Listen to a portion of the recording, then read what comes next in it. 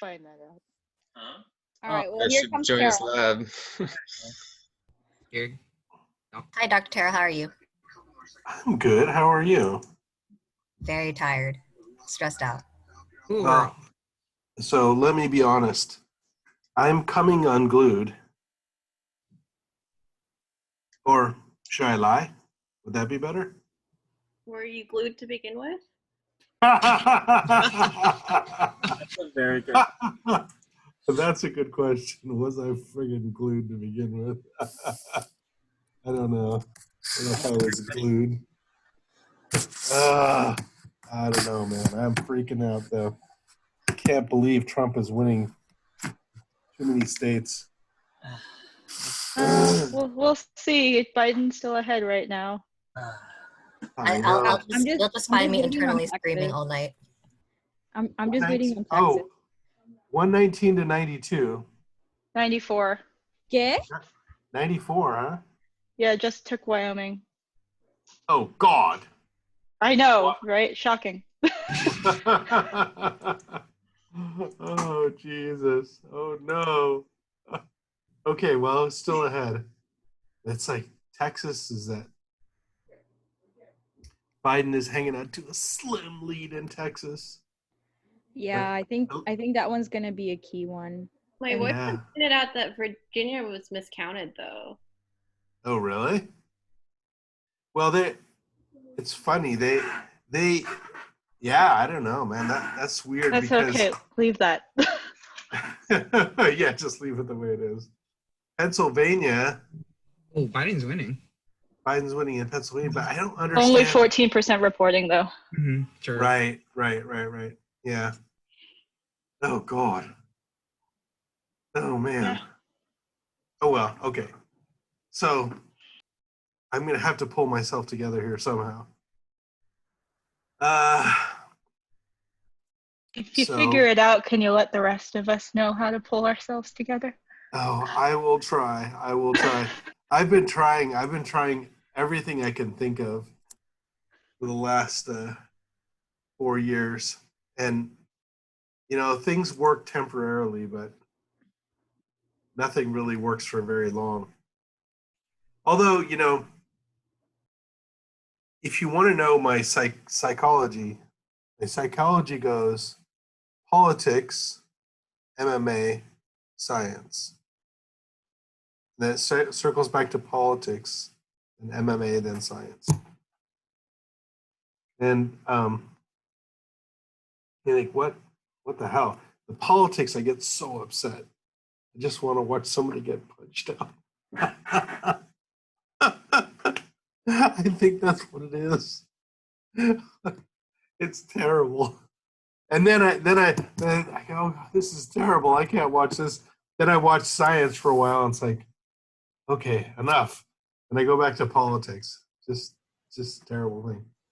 But anyhow, so let's see here. Let's talk about our quiz, right? And I am open for business. Oh, and by the way, I looked at my key for this, and the key was actually 2 pages. So if you get between 2 and 3 pages, you're very good. My key was very terse, right? And it was actually, I guess I would have given myself an A-, but if you gave me the same answers, I'd probably give you a B+. Dr. Terrell. Yeah. Would you be able to wait, when is this due? I forget. Thursday. Okay. Is it next week? Because I think depression and anxiety are too high this week. It's not posted on Canvas, right? It should be due on Canvas. Hold on. It's not under assignments. It's under files. Yeah. No. I have the. Oh, hold on. Yeah, I must not have published. I just didn't publish it. I just didn't publish it. Oh my God. There it is. I just didn't publish it. Can we just do next week to recover? Can you still make it due next week, though, please? Don't make it due next week. When? This week? No, next week. Can you make it due next week? Well, I have November 6th, right? When is November 6th? Here, let's see. Like, It Let's would see be here. Friday. I think we'll need some time to mentally recover for a bit.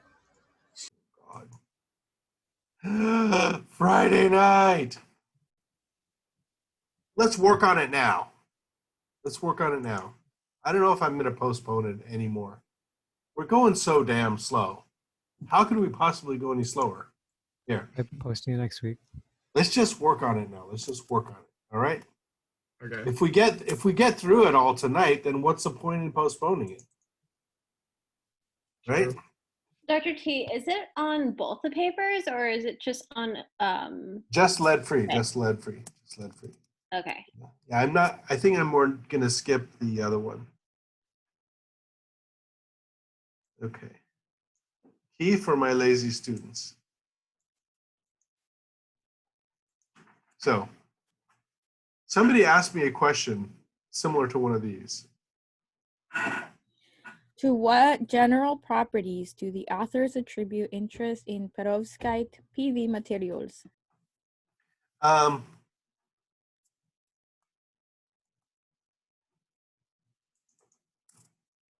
To what general properties is there interest in perovskites? That is addressed in this paragraph, right?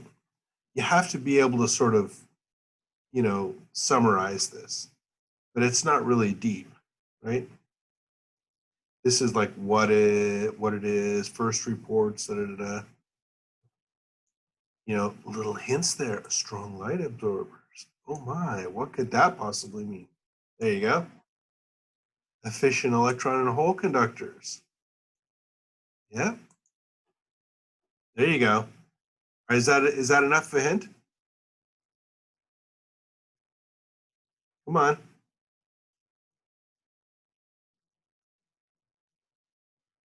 Efficiency. Ah, God.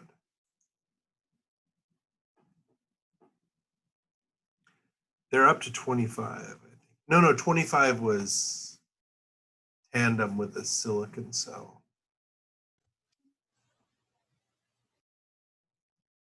Did they mention the overall stability of the structures? 'Cause I know Yeah. the. Mhm. Oh, Yeah. seen that. Yeah, sure. They totally talk about it. I mean, I don't mean to shut down your question. I'm just saying, yeah, they talked about it.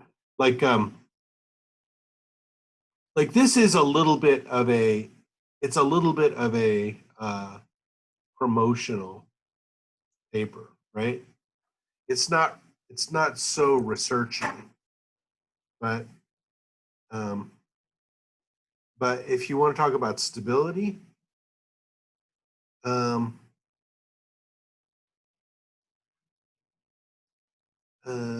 there's hazards, right? Okay. Materials degrade under exposure to moisture or prolonged illumination in air, right? So that should be a question. What are the major downsides to this technology?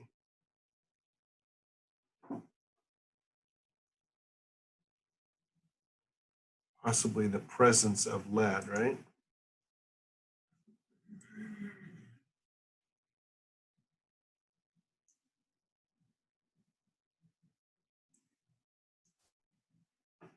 Possible issue. It's not a possible issue. It's a total issue.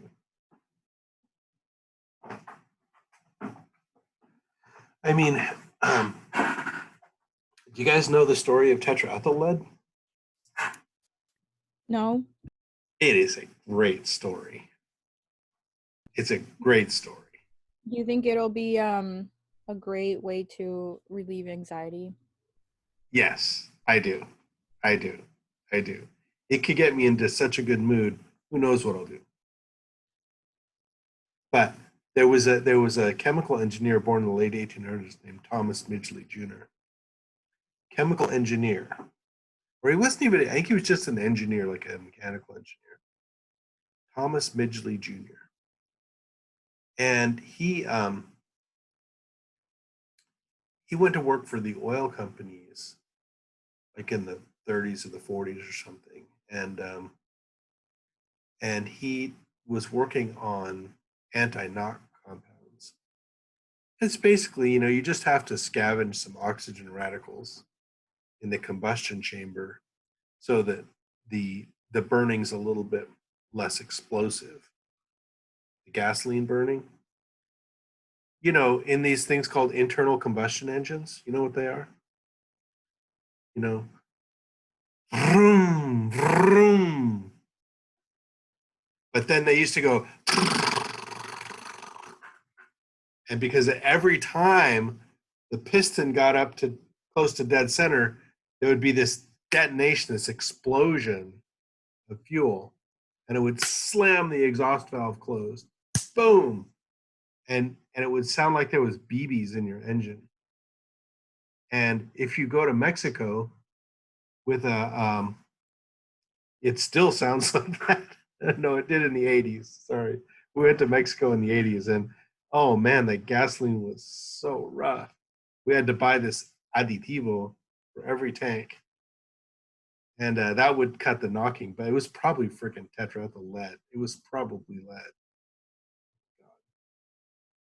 But Midgley, he was like such a scumbag, really. He was the quintessential scumbag because he was so ambitious, right? He wasn't a chemist, but he had the Dunning-Kruger effect going on big time. You know what that is? Dunning-Kruger effect is when you know a little, so you think you know friggin' everything, right? And Midgley was like, oh no, this is unhealthy. This is perfectly fine, right? And so we started friggin' pumping practically all the lead we could mine into the atmosphere through our car engines. It was an environmental catastrophe. I mean, that people got dumber for decades, Wait, It's isn't that why we couldn't eat, or you weren't supposed to eat crickets from Mexico for the longest time? Because there was lead in the crickets from the exhaust? I've never even considered eating a Mexican cricket, but thank you for the. They have candy stores that have like candied crickets and candied insects. My God. I remember there's a toxicology report on it. That's why I didn't know where the lead came from. Did this interrupt your dietary habits significantly, Adam? No, God no. Oh God. Who here has eaten a candied cricket? Somebody has. I did for 1 point extra credit in my AP bio course in high school, and that was it. Oh, that's interesting. I actually have eaten like crickets, but they were like barbecue flavored or something. Yeah. I've eaten And those too. Oh my God. there's Okay. Anyway, Yeah, no, it sounds interesting. And I wouldn't be at all surprised if they were lead contaminated. That's cute. Okay, we're probably all gonna be eating crickets in 10 years. Who knows? Oh God. So Midgley, he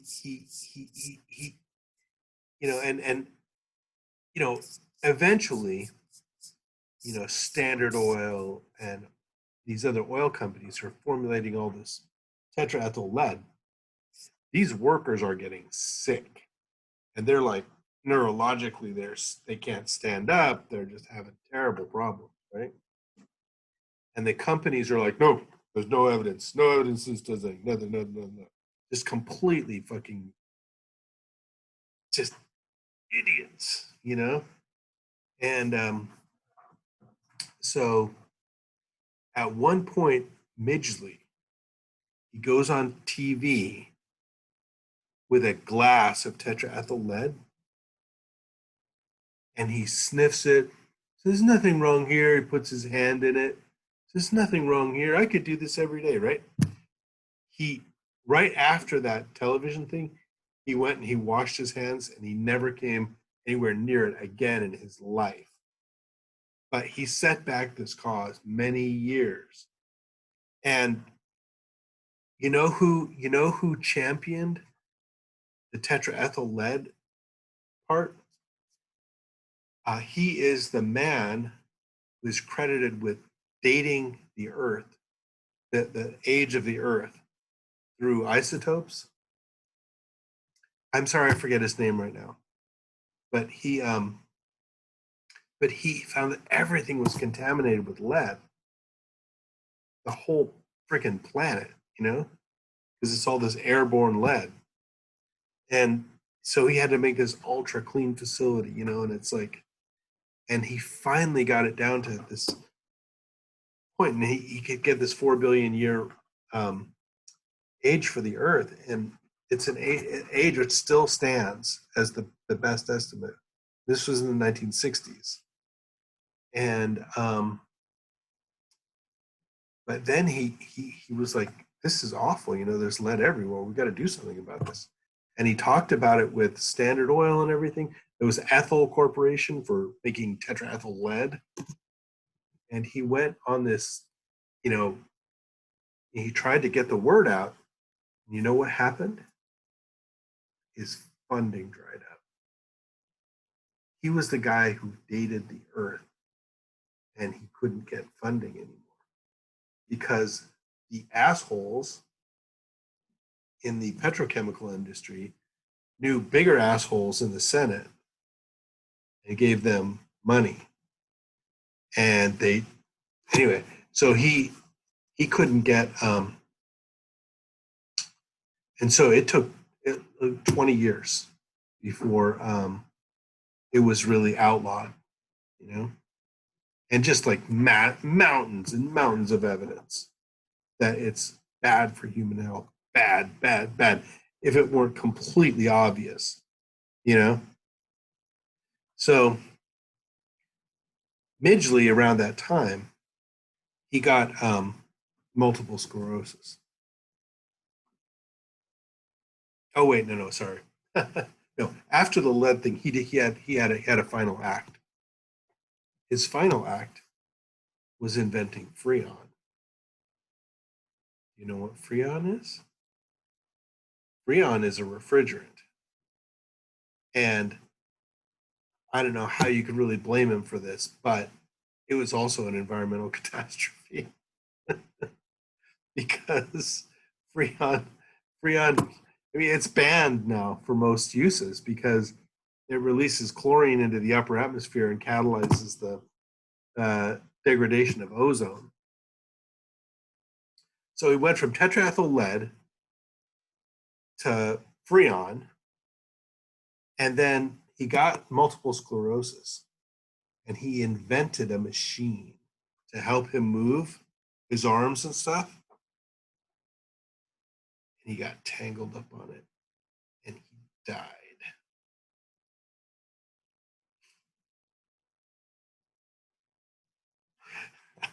I'm not so. I think there might have been a little bit of karma involved there. Oh God. Oh my gosh. So anyway, that is my lead story. And Thomas Midgley Jr., the most notorious scientist, engineer ever to think he knew something about toxicology. I think I listened to a talk about him, how he was just the most unfortunate. He made the most unfortunate inventions. Oh gosh, no kidding. Well, I was, I would have agreed, but when I heard about the way he defended the tetraethyl lead, I was a little bit surprised because apparently he knew something was wrong, and everybody knew something was wrong because the workers in the tetraethyl lead factory were dying and they were getting these horrible neurological conditions and they weren't reversible, and it's just like, ugh. And everybody knows lead is, people knew back then lead was bad for you, so it's like, ugh. So anyway, human exposure to lead is harmful to the nervous and reproductive systems. Duh. And to the liver and kidneys. You know? So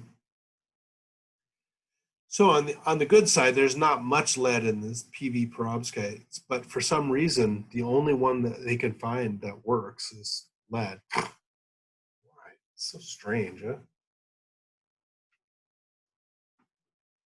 I just, lead is in the same column with silicon, carbon, silicon, germanium, and lead.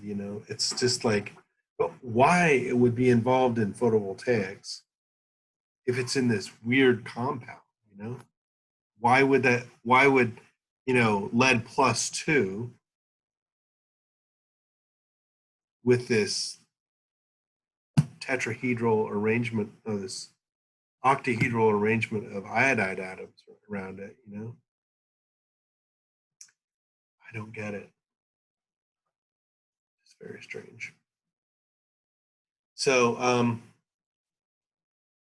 right at the time of this writing, they were lasting weeks, and I cannot find any more information on how long they last now. But that's probably the main problem, is that they don't last long.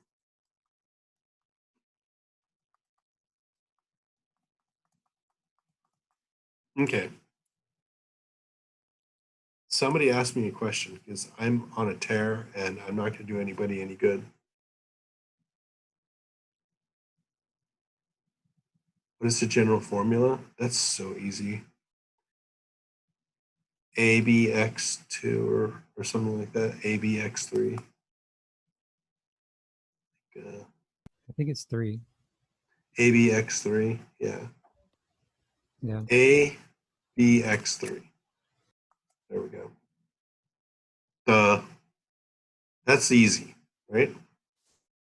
What specific chemical formulae are in experimental questions? Okay, just forget 2B here. List 3 formulae.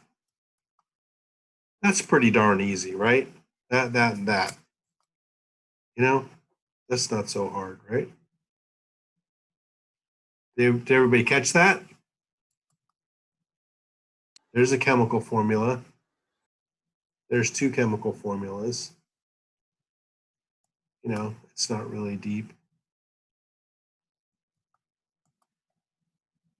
What geometric features are present? So that's basically just asking about these, this figure still, right?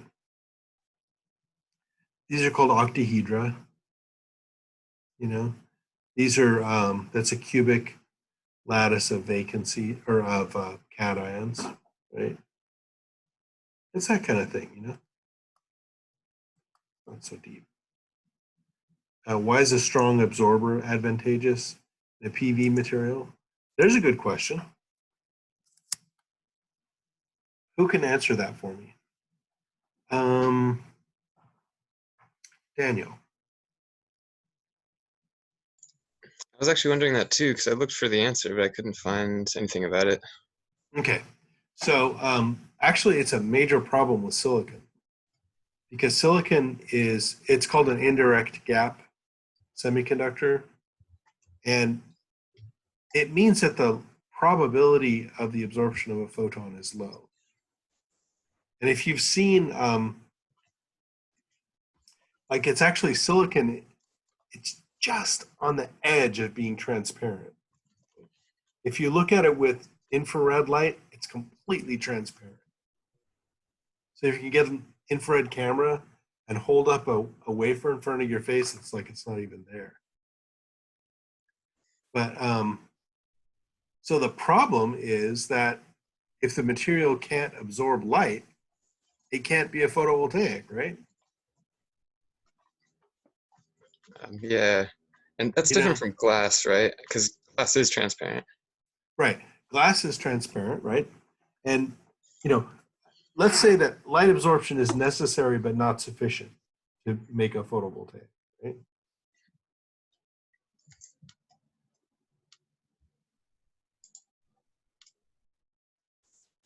Does that make sense? Oh, sorry. That makes sense. Yeah. Yeah, necessary but not sufficient. So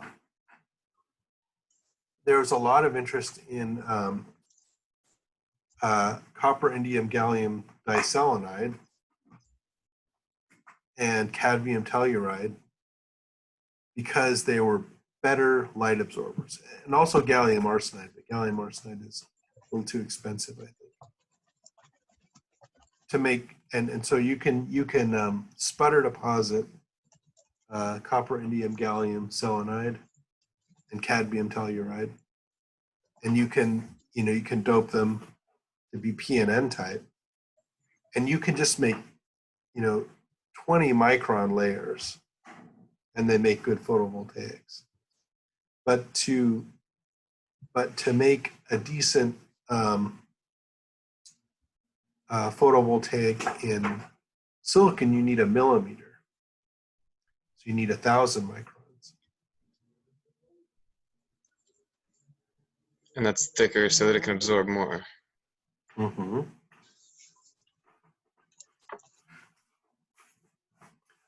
So if it's super thick, however, what happens to the electron hole pairs?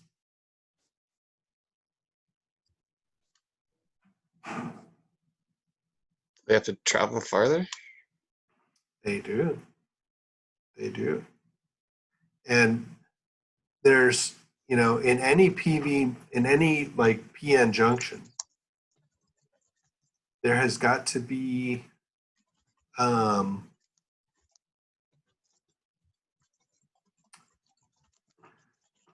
sorry, I looked at the stupid race. It's 119 to 92.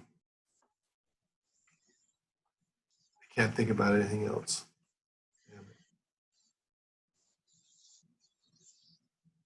We could talk about grasshoppers again. Okay. Oh God. So so a strong absorber is good in a PV material, right? Because you need there's a region at the PN junction called the depletion region. And the depletion region is where the electric field is.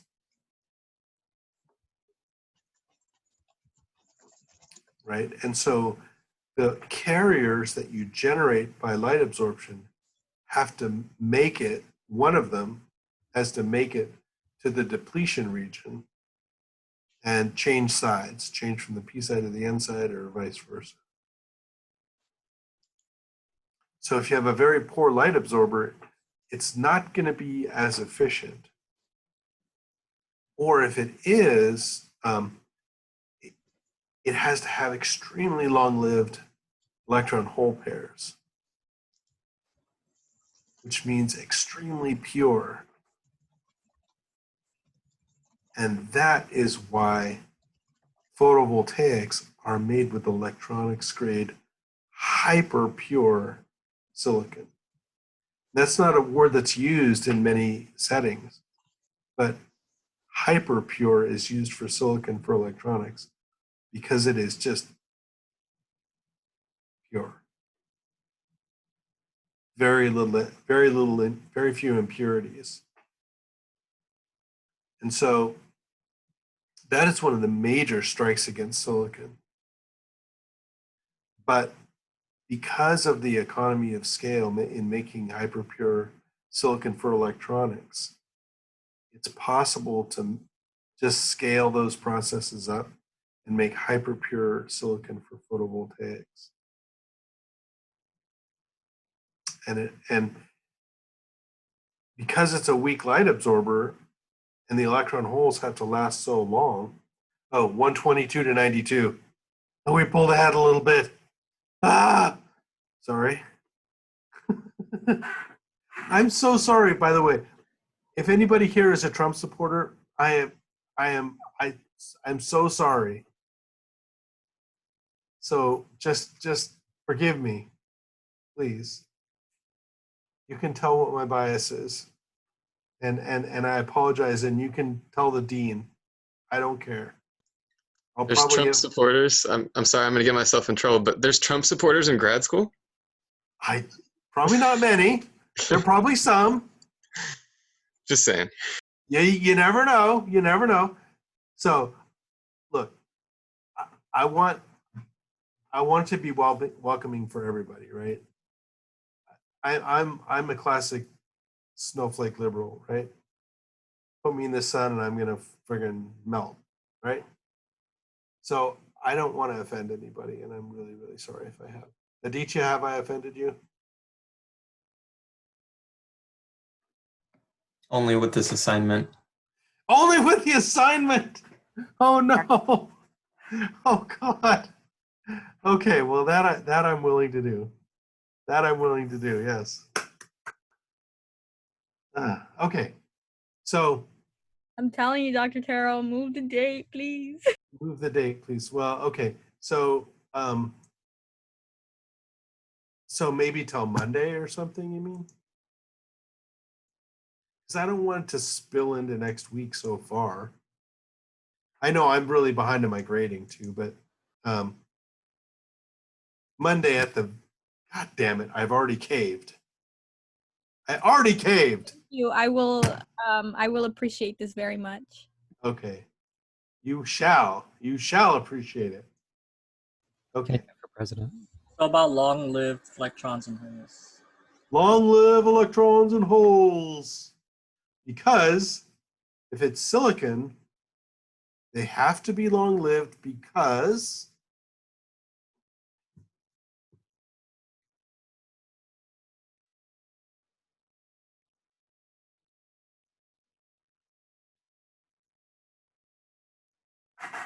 Expensive?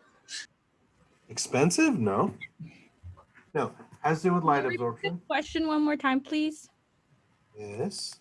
The question is kind of empty here. It's like, why is a strong light absorber advantageous in a PV material? And then these next two questions are related. Long-lived electrons and holes and long diffusion lengths, right? Oh, are the electrons and holes, is that what you talked about when you did your presentation from that one conference?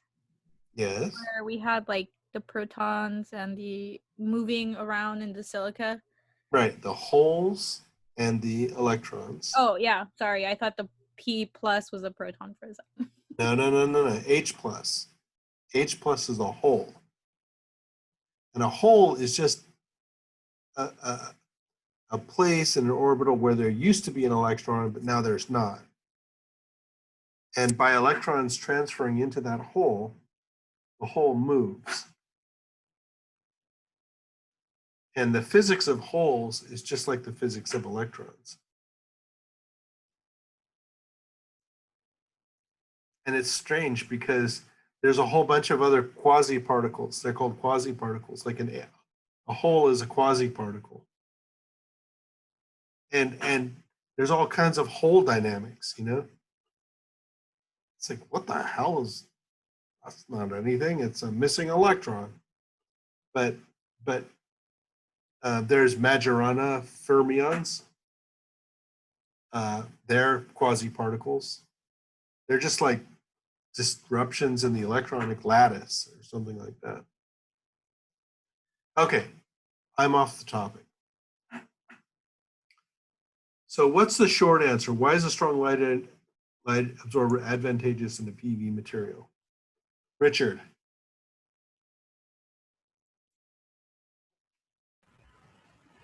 The goal is to transform that light into electronic energy. So you want to absorb light, and you'll have less recombination. Right.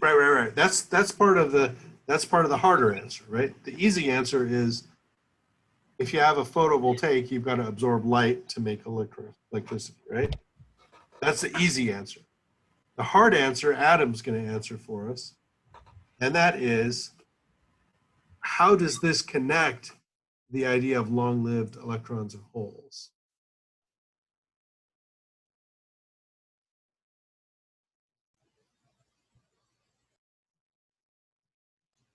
So I remember reading it because I looked it up. Mm-hmm.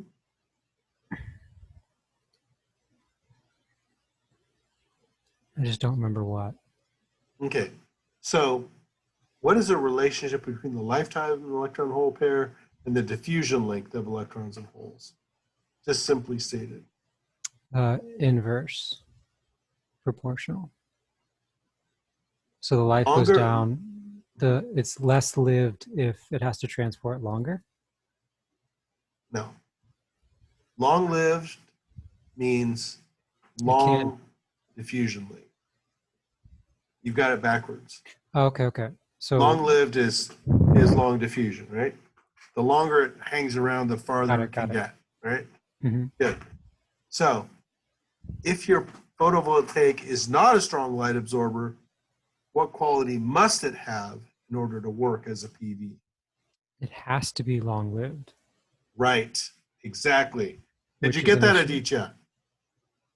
Which Good. is an issue, as you mentioned, because it has to be ultra high pure silica. Exactly. Exactly.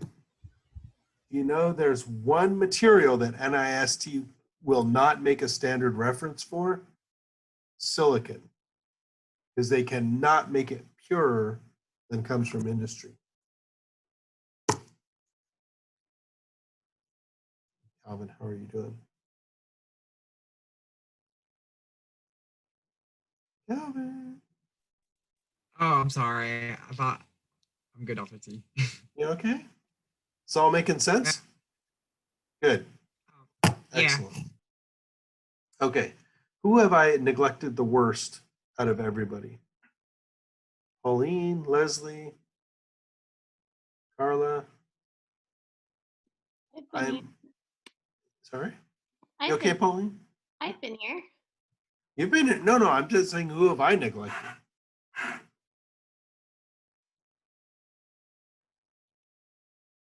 Okay. So, what is photon recycling then?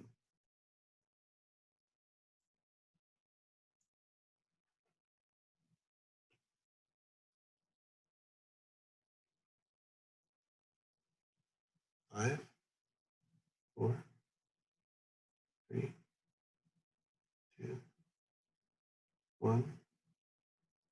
Bing. I'm not going to answer it then. Somebody say something.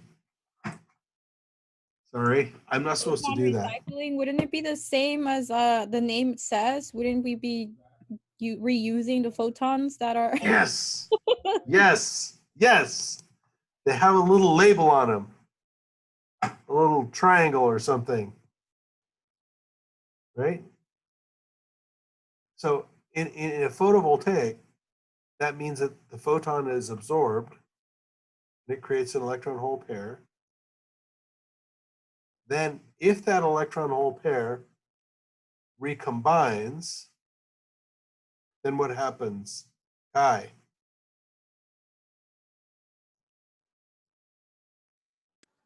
It recombines. Mm-hmm. Yeah, if the electron hole pair recombines, what happens? You get more efficient transport? No. No. Okay. You get zero transport, right? Because there's no current flow. Right. If the electron hole pair recombines, then what happens, Richard? It just Nothing. You release light. You release light. Right, Daniel. See, Daniel doesn't want to be a smartass, but he is a smartass. No. You're a smart ass. I'm a smartass too. God damn it. I would have said your ass is smart, but okay, I did. But, so, if the electron hole pair recombines, two things can happen. Light can be produced or heat can be produced, right? Now, if light is produced, then that photon is generated. And if that photon then is then recaptured, then what happens? Wait. Yes. Sorry. I had a question, Dr. Terrell. Yes. So what's driving the electrons to move to or create the holes, or move to the holes and do that whole thing, is a photon, right? No. Photons separate electrons and create electron hole pairs. Right. So it's driven by light. Right. But then it releases light, and If it recombines. if it recombines, it'll release light. Right. In the same energy state or lower energy state? So therein lies a rub, right? It's just like fluorescence. Right. In most materials, there's a very substantial Stokes shift. However, in these perovskites, there's often little or no Stokes shift. So that's how it can recycle? Okay. And so if there's little or no Stokes shift, then Aditya, what can happen to the re-emitted photon? It can get recaptured and then generate another electron hole pair. Exactly. And you've got another shot at collecting energy from this stupid thing. Of course, Dan knew this all along. Right, Dan? I did not. I didn't think about the come photon. on. I thought I was just going to release a photon because that's what you were hinting in the question. Oh my God. You're not a smart ass. You're going to keep making me say that. Well, you know, it's not a crime to be curious. It's good. You're supposed to be curious. My God. Nobody give him a hard time for being curious. Because he's not being curious because he's afraid you're going to give him a hard time. I don't know. Hey, check it out. I forgot to show you. I got a new hairstyle. I like it. You can't really see because it's dark, but it's the election. I don't know. Is it that part of quarantine that you're at now? Yeah, and it was just Halloween, so I figured the crossover. Dan, is that like that one, time where you change your color because you're becoming a new person? It's my midlife, or I don't know, midlife. That's my crisis. And it's also quarantine, so if you don't like it, no one has to look at it. Except I just got an email. I don't know if anyone has gone back to lab. I have not. I just got an email where Dr. C's like, hey, you want to come back to lab? And I'm like, of course, right after I bleached my hair. I love it. So the electoral count has been updated. God, it's back up. 131 to 92. Colorado went blue, thank God. New Mexico. Maybe Dan needs to dye his hair blue for us to win. Oh, yes. Yeah, yes. but Texas is like going red. So you're kind of Texas at? Nothing's flipped yet. Texas. Come on, Texas. Texas is in, Trump's up 0.8%. 0.8. Oh, my God. Oh, well, Ohio and North Carolina. Oh, Jesus, this is so I'm close. honestly pretty surprised at Ohio. Oh, God, thank God for Ohio. I think because my friend Fred lives there. I'm just surprised how close Texas still is. I know, thank God. But it's like, oh, geez. Too close. 74% reporting, so. 0.8%, 74%. I mean, it can take it. I can take it. Yeah. It's possible. So if the electron pair recombines with the hole, no current flows, right? Right. Exactamundo. Okay. Oops, sorry. Right, exactly. So if there's a recombination, events are bad generally, and you know what creates recombination events is impurities. I mean, this is not part of your curriculum, but impurities will trap electrons in holes. Like if let's say that you have an impurity ion in there or something, an electron encounters it will stick to it. It'll tend to stick to its positively charged ion, right? Metal ion or whatever. And then the hole will, I mean, that will create a local charge, and the hole will eventually, a hole will eventually find it and combine with it, right? So they're called traps, and traps promote recombination. So the purity of the material is important for that reason. So going back to number 6 real quick, so if we did have a strong light absorber, we could use less of the material and it would be a lot cheaper? Yes. And if you have a strong light absorber, do you need an extremely long-lived electron and hole? No. Exactly. Okay. So with a, you know, you can put up with a certain decrease in diffusion length, etc. Got it. Okay. Excellent. So why is solution processing advantageous? It's lower cost. Exactly. You can spray paint it. Inkjet. Inkjet print it. Exactly. What is a disadvantage of methyl ammonium lead triiodide? Well, let's see what I was talking about there. You see, you can actually go through, and I wrote this while I was reading it, right? And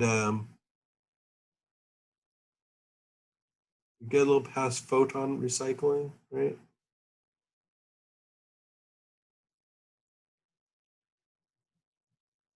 I see. It's probably right around here, right? It's just because, Yeah. yeah. I was just gonna point, but yeah, you already found it. Oh, Wait, disadvantages? Mm-hmm. Yeah, for number 11, because I found it on the article, but I think you already found it as well. So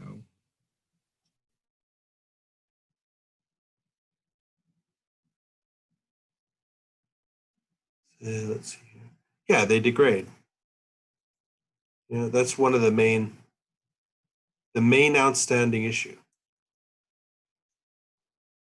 And that, so far as I know, has not been solved.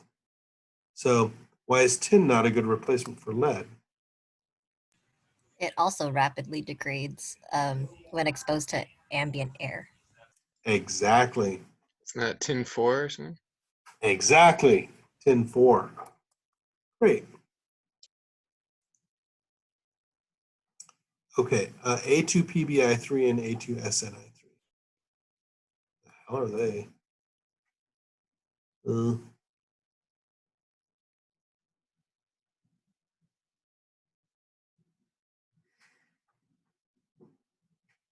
I'm not sure. I might have been smoking something when I wrote that.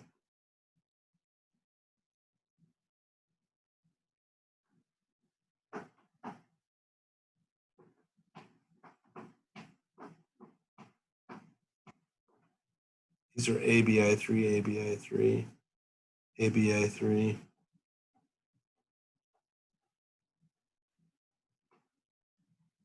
There's AB, AABBI3.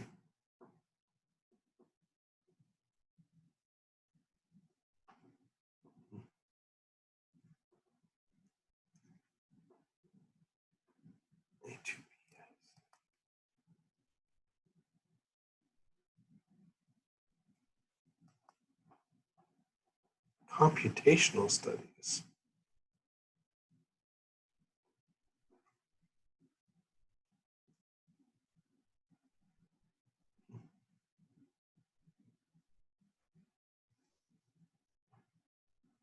Oh, here we go. These are vacancy ordered. So A2BI6.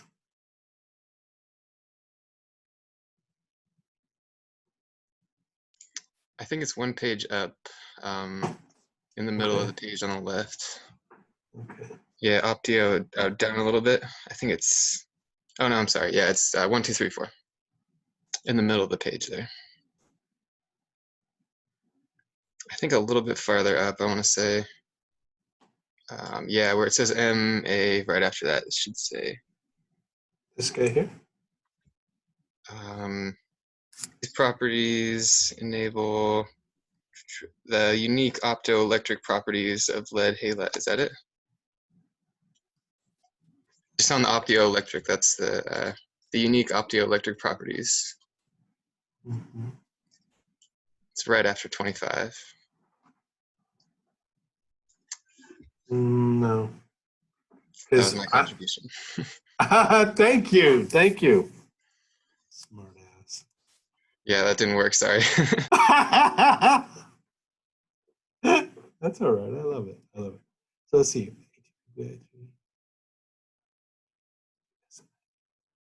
Now this is in the vacancy ordered area, right? So I'm not really sure about this one. That'll be extra credit. What is the vacancy ordered A2BX6? So that is that's up here, right? This is a vacancy ordered system. A2BX6, right? And there must be something in here about a computational study about that, but I forget. But the vacancy ordering is interesting. It's just a different crystal structure that can form when you've got a 4+ cation.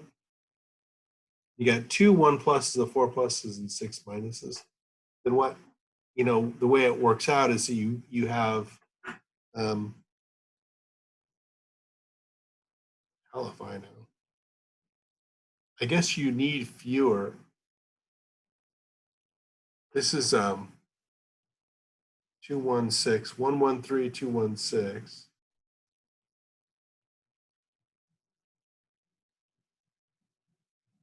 And I don't know, I guess you have more of these. There are a different distribution of these tetrahedral to the cubic sites. Cubic sites are where these circles are. These guys, that's a cubic array of, this is A2, right? Then B is in the center of the octahedron, and you got X6 around them. And when you've got a 4+ center in here, you need fewer of these guys. So it kind of creates vacancies. And so in this top row here, you've got 2, 1, 2. There's 5, and then 4, and then 5, right? Whereas, oops. Where's my hand? Where's my hand? Oh God. Anyway. In this one up here, you've got 2, 4, 6, 2, 4, 6, 2, 4, 6.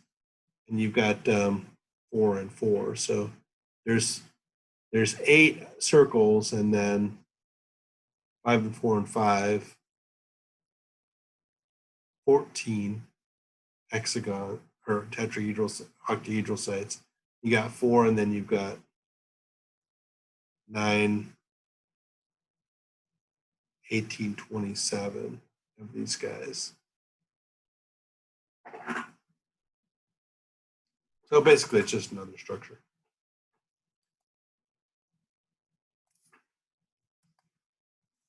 I don't know what the hell I was getting there. It just, there's missing octahedral sites. Do they do that? Mm-hmm. Sorry, do they do that to change the whole change how the electrons interact with the holes, like where that goes? Okay. I don't mean to crush anyone's dreams or hurt anyone's feelings, but nobody did anything here except figure out what the crystal structures were, right? So they're shaking and baking, they're mixing stuff together, and they get crystals now and then. And they analyze the crystals and say, oh my God, look at this. There's fewer of these octahedral sites here. And if you look at them, it's like a little checkerboard with half the pieces missing. So they didn't do it in an interest of having a more efficient. Absolutely not. Wow. Absolutely not. I mean, they're saying they did, but that's not the way it works. Even, I mean, they're probably not going to come out and say, "Oh, we designed this in our minds with this crystal structure in mind," but that's not how it happened. They did the experiments, and that's what they saw, and then they're rationalizing the experiments by saying, "Oh, these are direct gaps, you know, so they're good absorbers, etc." But they're all good absorbers, you know, and they're just trying to find something that works well and doesn't use lead. But tin 2 iodide is apparently as bad as lead, so. Okay. So that's the point of the, or that wasn't the point of the gaps. No, never mind. I guess that. Oh yeah, and I mean, what is a vacancy order? It's just the vacancies are in the BX6 sites.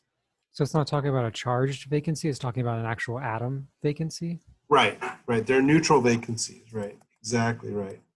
Because like each of these are sort of like they're not unit cells, but they're cells within big neutral structures, right? Mm. And so these are probably overall negatively charged, right? Because they got tons of halides around there. But when you extend them in 3 dimensions, they're not negatively charged anymore. Although probably on their surfaces, but who knows? But so if you just change the stoichiometry here from 113 to 216, then you get a different sort of packing.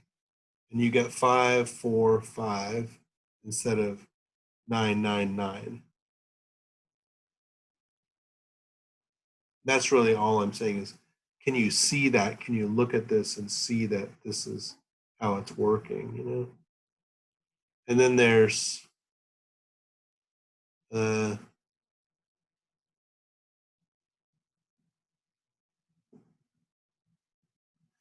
bismuth silver. CS2 bismuth silver hexachloride. CS2 bismuth, or CS2 silver bismuth hexachloride. That's a 2116, right? And that's just another way to shake and bake it, you know? They're neutral, overall they're neutral electronically, so they work.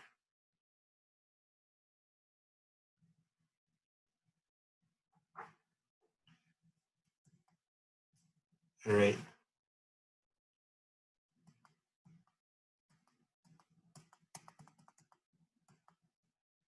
So this is going to be silver and bismuth here, right? Okay. Define a semiconductor.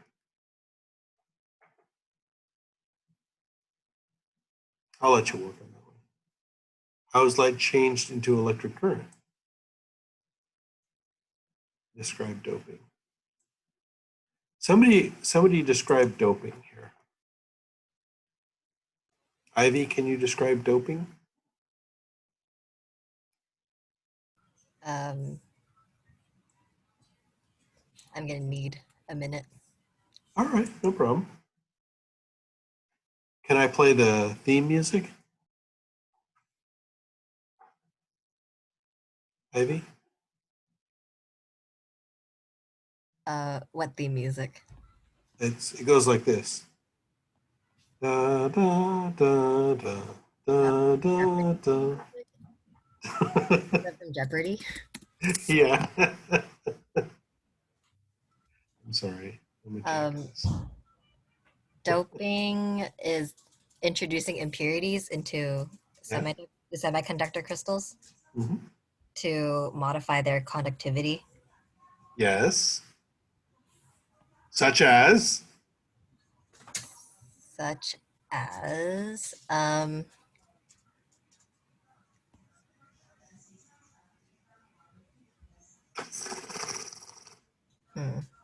Google.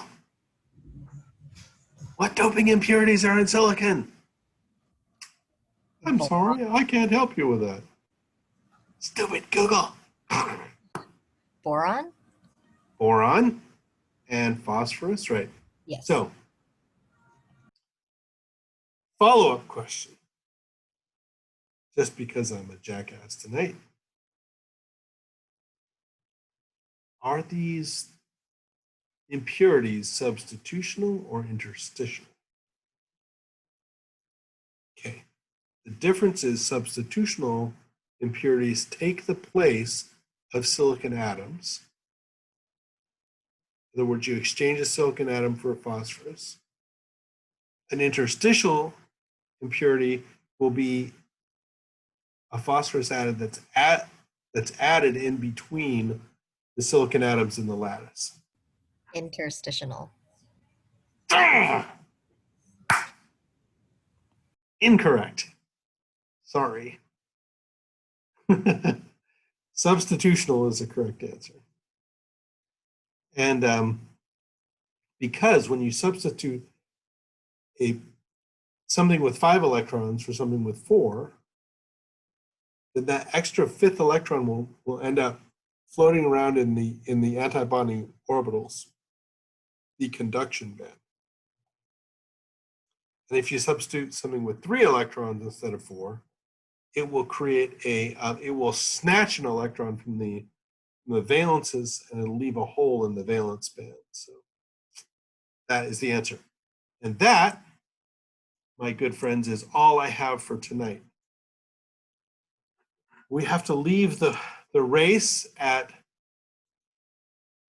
131 to 98.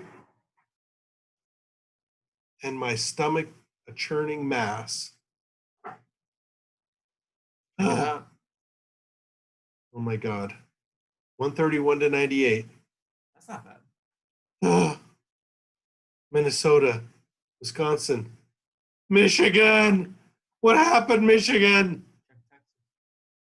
Texas. Trump's ahead by 2 points. Oh no. No. Florida, Trump's ahead by 3 points. Geez, what happened to the polls? Anyway, North Carolina. A lot of people have done mail-in voting, so maybe once those are counted, maybe. Yeah, they talk about the blue shift. Yeah, they're saying that we won't see results until probably December because of the volume of mail-in ballots. I hope you're right. I hope so. Okay, all right. Well, anyways. Thanks, everybody. Bye, Good night. Thanks for participating. T. Thank you for extending Bye. the deadline. Oh, that's right. Dr. So I have to do that. Reminder that this is recorded agreement. All right. I'm on friggin' tape. Okay. Bye-bye.